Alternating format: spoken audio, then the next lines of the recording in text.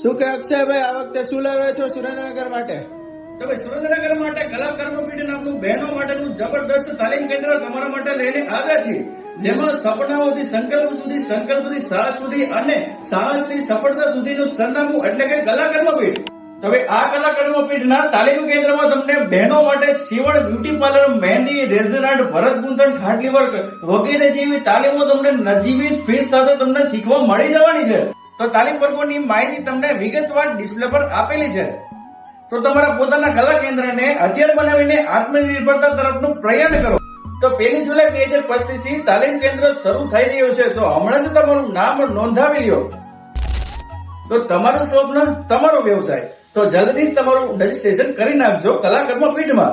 પછી કહેતા નહીં અમે રહી ગયા.